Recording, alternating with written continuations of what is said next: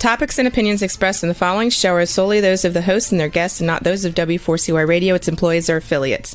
We make no recommendations or endorsements for radio show programs, services, or products mentioned on air or on our web. No liability, explicit or implied, shall be extended to W4CY Radio or its employees or affiliates. Any questions or comments should be directed to those show hosts. Thank you for choosing W4CY Radio.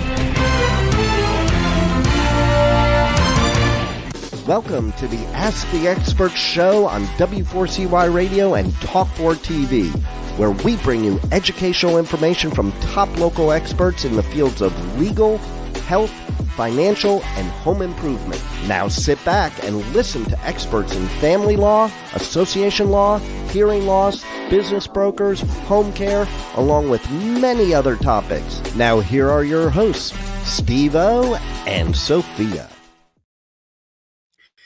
Hey, good morning, Texas. Welcome to another Ask the Expert show. Yeah, I did. I said Texas.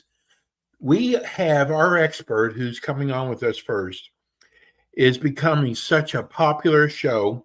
And our last show, we got calls from Houston and San Antonio.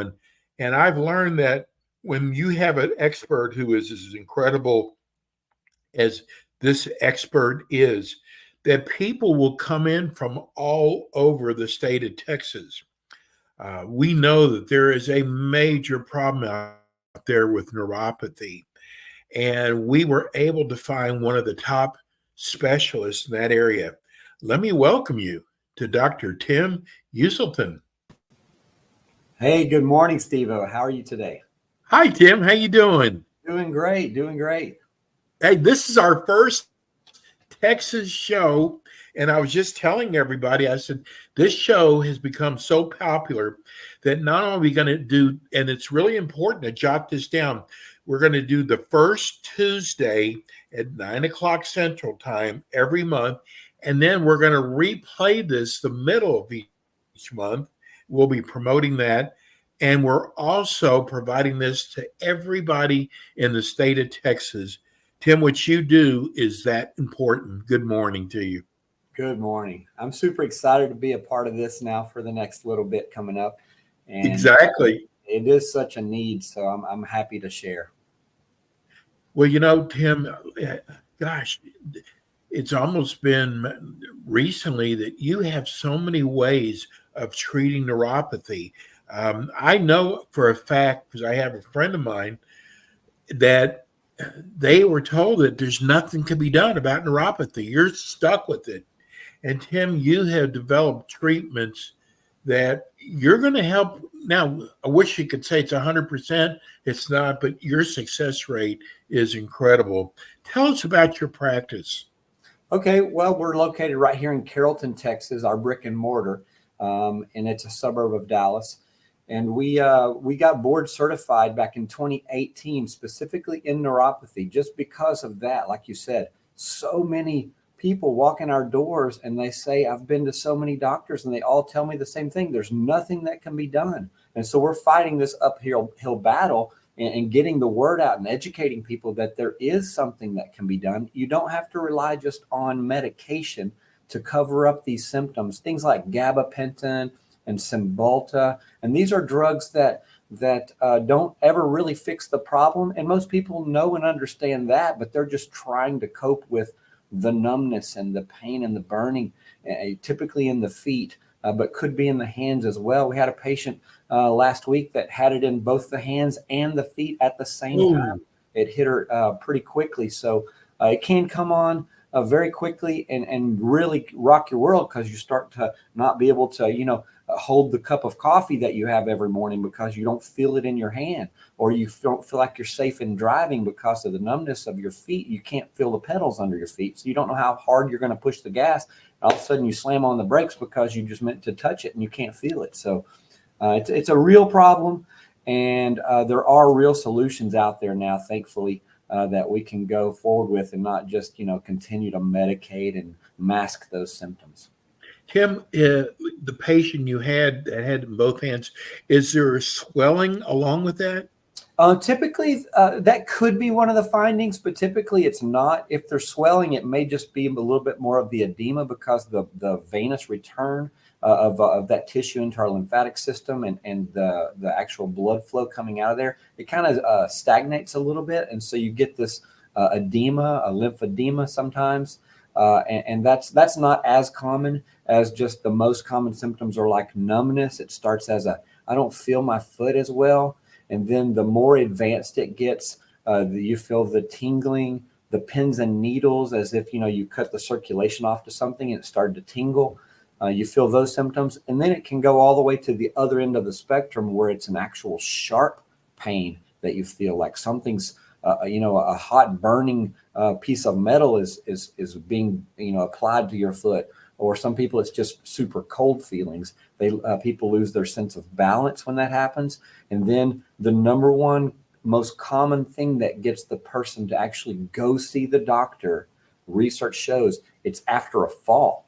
And so now there are very common ICD-10 codes that we use in the industry of healthcare that help us diagnose people. And there's actually codes now on the most recent updates of our codes that say this person frequently falls. We diagnose them actually with a falling condition because of the numbness in their feet. And then when they fall, it could be that they break a hip or they injure a hip or hurt a low back. And then they go to the doctor and they say, well, the reason I'm here is not really because of my low back. It's because I fell. And they go, oh, well, how long have you been dealing with this? Oh, I've had numbness in my feet for years and years and years. They just didn't put two and two together that they were, suffering from a debilitating, degenerating condition. By definition, neuropathy doesn't get better over time. It gets worse. Tim, did you ever think when you were going to chiropractic school that you would be specializing in neuropathy? I did not. I got into healthcare because I wanted to help people. I saw a chiropractor when I was in middle school and high school actually help my mom. I didn't see them as a patient. I saw them, what they did to my mother, went from not being able to move and function and take care of me at home when I was, in school, couldn't cook and clean and do the things I thought a mom had to do. We carried my mom to a chiropractor. We carried her into the building. She could not walk. And he did some magic on her. He clicked her heels together and did some stuff. And I just thought that was the crazy, most outlandish thing I ever saw. But she stood up and walked out.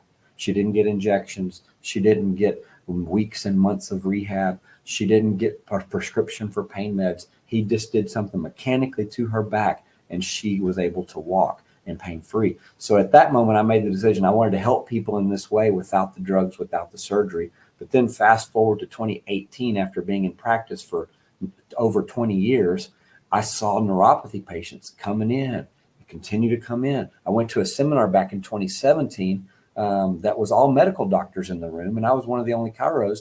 And they said, is any chiropractors in the room? And I raised my hand and looked around, and I was the only one. And they said, we're jealous of you because you have a way to work on neuropathy that none of the rest of us have, because at our disposal is medication. At your disposal is some physical medicine things that will actually change the anatomy, increase the blood flow, help the damaged nerves restore. And so, that they kind of challenged me in that way. And they said, we're in this room kind of causing this problem because one of the massive side effects of one of the drugs that they treat high cholesterol with is peripheral neuropathy symptoms. And so if people are out there and their high cholesterol is causing them to get on a statin medication, like the generic atorvastatin calcium, which is also known as Lipitor, those drugs, when you read the side effects label, it says peripheral neuropathy. So in this seminar back in 2017, they were saying, we're out here prescribing all these cholesterol meds. And now in the next few years, you're going to be treating these people for neuropathy because we know it causes a peripheral neuropathy in a certain number of people. And that's the only thing we can do is treat them and then offer them more meds later. And you guys can actually treat them. So I determined at that point that, yes, I was going to go deeper into this neuropathy because there was not a clear solution at the time in our medical world, in Western medicine. So I chose that route. And yeah, fast forward to now, after having done this now, I guess about 6 years, we have some really innovative things, some outside of the box thinking, things that really help fix the problem, not just cover it up. Tim, we just got a text. You're in Carrollton. We're here in Florida. Somebody just wrote, I'm so glad you're bringing this show on. I want to know, is your office close to Beltline? Yeah, not too far from Beltline. Yeah, that's one of the Okay. major thoroughfares in Farmers Branch, Carrollton area. That's where our downtown Carrollton area is. We're not too Okay. far from that. So I want, Tim, because I know how much you do care about your patients, and our show is on neuropathy, but I just want, before we get into it, tell people what other areas you treat. Okay, so we specialize in three main niches, and one of them obviously is neuropathy. And then there's some various ways we treat that within that niche. But then the other things that we treat, obviously, we have a full-on physical medicine clinic. So we do the PT, we do the chiropractic work, we do some all-natural injections. So we can really work on spines very well. We can work on discs that have degenerated in the spine, specifically with our non-surgical spinal decompression therapy. And then the other niche besides the spine would be just major joint pain. We got into regenerative medicine in about 2015. And so now we can actually put those regenerating cells back into a person's joint and help rebuild that damaged cartilage that until the inclusion of regenerative medicine within our practice, before that, it was just off to the surgeon to have a full total knee replacement or a hip replacement. And now we're seeing that we can save those joints actually and not just cut them out. Tim, I know you hear this all the time when it comes to a person's back, and they say, the doctor wants to do surgery. Back surgery is pretty dangerous, and there's a It lot is of things dangerous. that go wrong. Yeah, And I love you can treat people. absolutely. The surgeon, I don't say this in a demeaning way, but we treat people the way we're trained, and surgeons are trained to cut. And so it's kind of like the old adage: if you're a hammer, then everyone that walks in looks like a nail. And so, that their method of choice is to do surgery. And there are some instances after major trauma, after fractures, you got to have that set, and sometimes that requires surgery. But as far as just jumping to the total knee replacement because there's arthritis in it, those days are gone. Most orthopedics now are even getting into the regenerative medicine game because they see the evidence-based science behind it. They see that it's a very minimally invasive. They see that it, worst case scenarios, it didn't work, and you can always do surgery. But if you jump to the end of the road, so to speak, with surgery, you can't go back and try these other things. So we have a very good success at treating these backs and joints without using surgery and without even using drugs. In fact, we've removed steroid injections from our practice. We don't even do the steroid injections because of the harmful side effects that they cause. Right. God, you just got my attention big time. So I had to have both knees replaced, and the expression is bone on bone. Yep. So are there times where you can maybe treat that and not have to have the knee replacement? Absolutely. Yeah. Wow. So now the research is showing that, when you're born, you have the most amount of regenerating cells ever in your body. Because if you can, think from birth, the previous 9 months, you started as a single cell organism in utero. And within 9 months' time, you developed over 100 trillion cells. No other time for the rest of our life can we see that much multiplication and growth. And so when you're born, your growth factors are way up here, all those regenerating cells and tissues.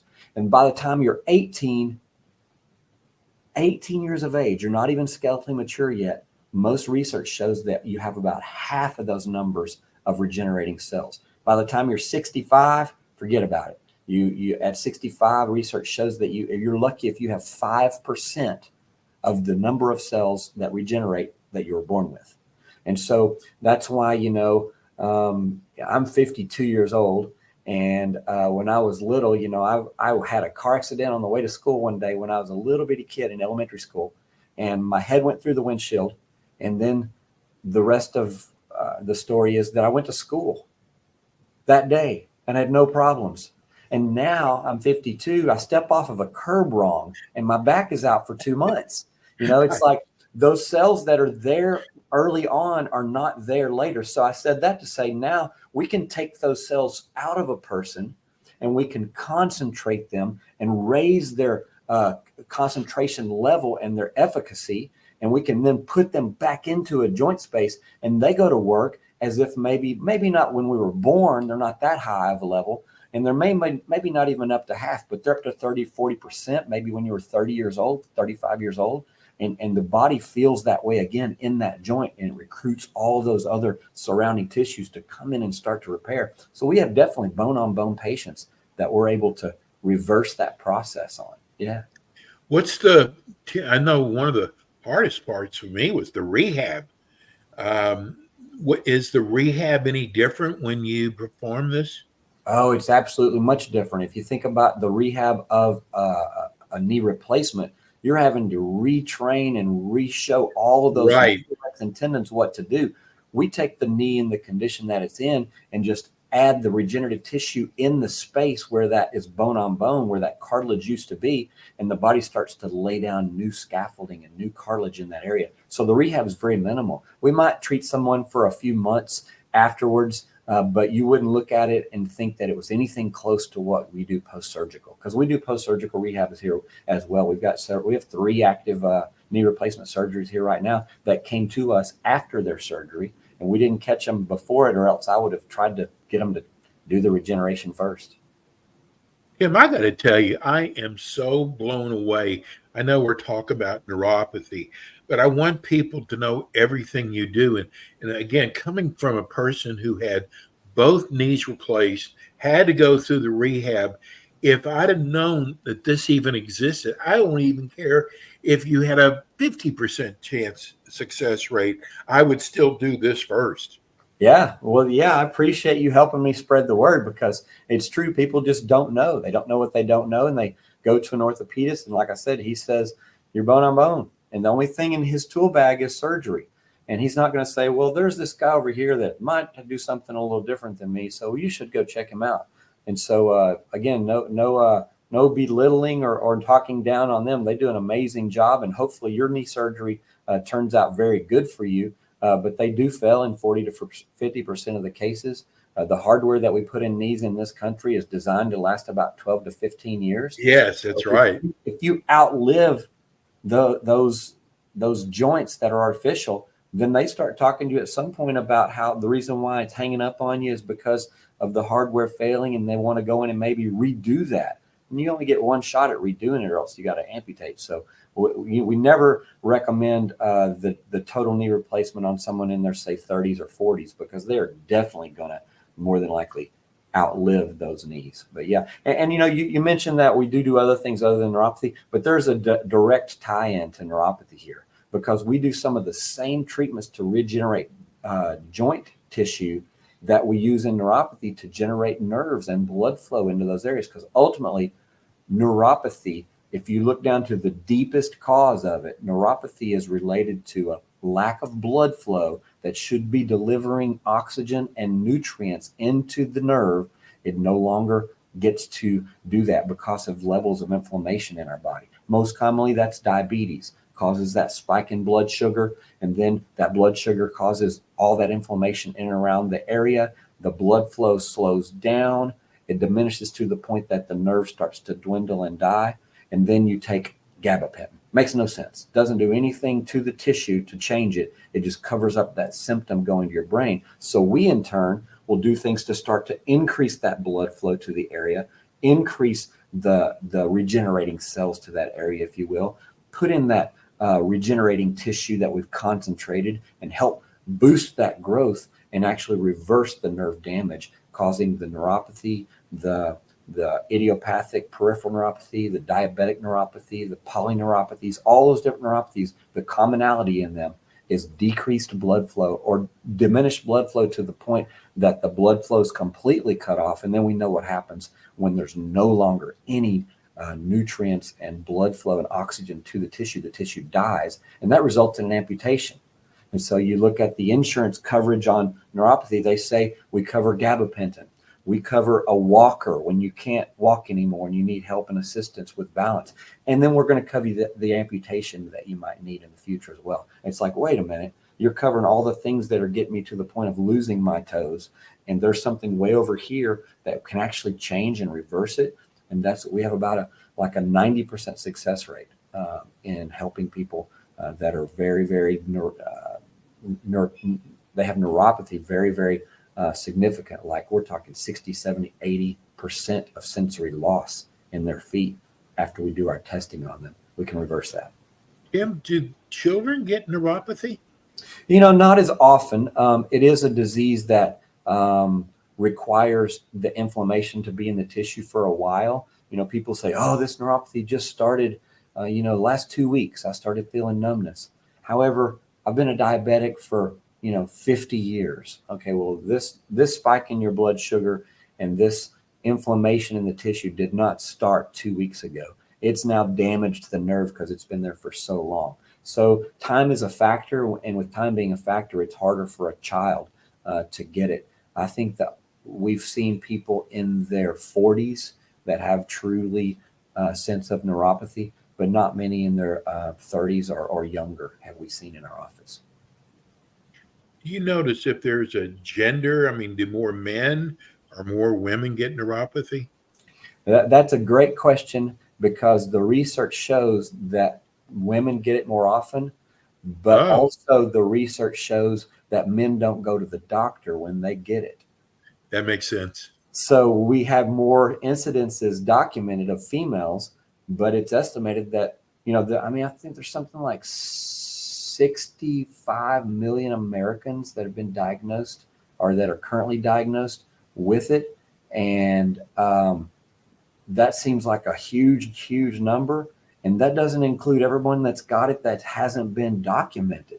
There's people walking around every day. We see patients in this office, and I say, where have you been to get this treated? And they say, nowhere. I've been dealing with it on my own. So with that number, that could be a double of that number, honestly, in reality. And so men, women, not sure, because men don't really go. If men come into my office, their wives are, forcing them to usually. They're like, oh, I can handle this. But we get results with both male and female. So I don't think there's a hormonal component to it or any predisposition because of being a female versus male. But yeah, it's we do see more women than men. Yeah.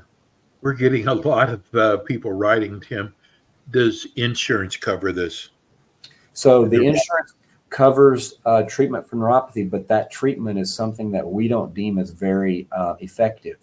They cover the medications that you can take. The most popular one is an anti-seizure medication, which doesn't really make sense, but an anti-seizure medication called gabapentin. It's hard to get off of once you start. You have to titrate off of it. We've helped a lot of patients get off of that because our treatments work better if you're not on that, as opposed to continuing to take that and do our treatments. But insurance covers the gabapentin, the Cymbalta type prescriptions.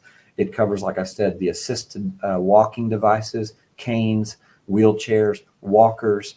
It covers the surgery that you're going to need at the very end with the amputation or the ER visit. It'll cover. Where's the treatment at, Tim? Exactly. They don't cover the real treatment. And so what we do in the office is a couple of different programs. And this is important. I know we're out of time, but a couple of very important things is we have an in-office treatment that gets really, really the best results. And we have an at-home treatment that also gets results. It may take a little longer, but there's nutritional components that are very important. There's some at-home devices that are very, very important. And everything we do is concentrated on get the blood flow, bringing oxygen and nutrition back into the body, into the tissue. And so we do then now that enables us to treat people from anywhere. We can ship them our product. We can ship them our device. We can let them know how it works. I can train them online through video chats. And we can go treating now people from Vegas and California and Florida and Tennessee and Oklahoma and Arkansas and Alabama and Louisiana. We got patients from all over because I can do a consult on the phone with them. I can do a consult on video chat with them like us doing this today. And we can actually get them the help that they need without them even coming into our office. Now, if they're local to our area and they can make the 24 to 30 sessions to start with, they'll get a big bump boost quicker than those people at the at-home. But we do have very good success rates with online reviews of our at-home therapy as well. So it's kind of twofold, in the office and at home. Most of what we do here, though, is not covered by insurance when it comes to that. We've been running Tim's phone number during the show, but for those listening on radio or podcast, tell them how they can reach your office, Tim. You bet. The easiest way is just our web address. It's Trinity Integrated Medical, 3 words. Trinity, like the Holy Trinity. Integrated, meaning we've put things together from various forms of medicine. Medical, not Trinity Integrated Medicine. Trinity Integrated Medical. We're a medical office.com. Once you go there, you can read about our neuropathy treatments. You can get our phone number. You can have a contact form. You can see what insurances we do cover and what those therapies look like. We can see what our non-insurance covered things do that and what they look like. You can look at all that on our website and reach out to us, and we're very available digitally through the markets, through the social media, through text messaging and that sort of thing. So if you reach out to us in any way, you can Google my name, Tim Usselton, and my clinic will pop up, and then you can go from there. Well, I just want to throw this in. Chiropractic has become so valuable that, 25 years ago, you wouldn't see a professional football or basketball team who had a designated chiropractor. Now it's all part of the package. You will not see an athlete go without a chiropractor. That's how important your field is. Yeah. Oh, I've got a buddy that travels with the PGA golfers, and they'll in between rounds, they'll stop in his little trailer, and he'll work them over with his hands. He'll follow them around the course sometimes. And they all understand the importance of it. It's about performance. It's about better alignment and balance. It's about all those things. But yeah, we've just taken it to a couple of new levels over the last 25 years for sure. Tim, I love what you do. Good old days have changed for sure. And when it comes to chiropractic care. So Tim's going to be back again. Remember this first Tuesday of the month at 9:00 Central. We'll be running the show again the middle of the month. We will let you know. Tim, thank you, buddy. Oh, you're welcome. Thank you. And I look forward to sharing again next time. Love it. Thanks so much, Tim. That's Dr. Tim Usselton. Amazing. He can treat neuropathy. We're going to go a short break. We'll be right back.